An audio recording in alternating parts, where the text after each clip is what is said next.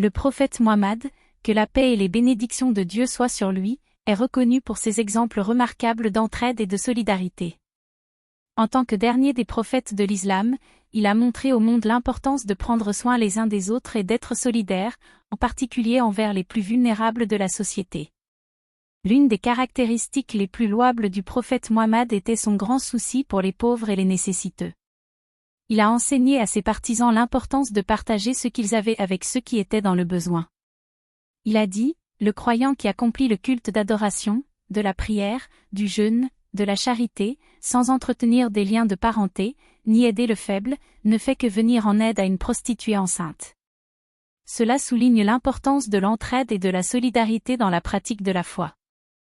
Le prophète Muhammad a également montré l'exemple de la solidarité en participant activement à la construction d'une communauté unie et solidaire. Il a encouragé ses disciples à se soutenir mutuellement et à travailler ensemble pour le bien commun. Il a dit, « Celui qui soulage un croyant de ses souffrances dans ce bas monde, Allah lui soulagera un jour de la souffrance dans l'au-delà. Celui qui couvre la honte et la faute d'un musulman, Allah le couvrira le jour du jugement dernier. » Le prophète Muhammad a également montré un profond sens d'empathie envers les opprimés.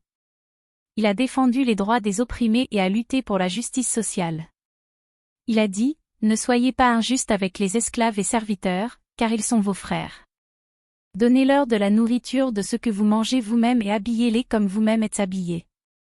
Ne les fatiguez point disproportionnels, et si vous leur donnez une tâche qui dépasse leur capacité, aidez-les. » De nombreux exemples montrent la solidarité du prophète Muhammad envers les plus démunis. Par exemple, lorsqu'il a établi la première communauté musulmane à Médine, il a mis en place un système de solidarité entre les membres de la communauté. Les riches ont été encouragés à aider les pauvres en partageant leurs richesses et en veillant à ce que personne ne souffre du besoin. Il a dit, « Celui qui ne s'occupe pas des besoins des autres, ne peut pas être un vrai croyant. » Le prophète Muhammad lui-même était connu pour sa générosité envers les pauvres et les nécessiteux. Il partageait ce qu'il avait avec ceux qui étaient dans le besoin, sans jamais penser à son propre confort. Il a dit, « Celui qui croit en Allah et au jour dernier, qu'il parle du bien ou qu'il se taise. Celui qui voit quelque chose de répréhensible, qu'il le corrige de sa main. S'il ne le peut pas, qu'il le fasse de sa langue et s'il ne le peut pas, alors par son cœur. C'est le degré le plus faible de la foi. » En conclusion, les exemples d'entraide et de solidarité donnés par le prophète Muhammad sont uniques et inspirants.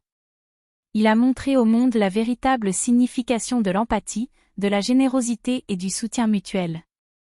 En suivant ces enseignements, les musulmans et les non-musulmans peuvent apprendre à être des membres actifs et solidaires de la société, contribuant ainsi à créer un monde meilleur pour tous.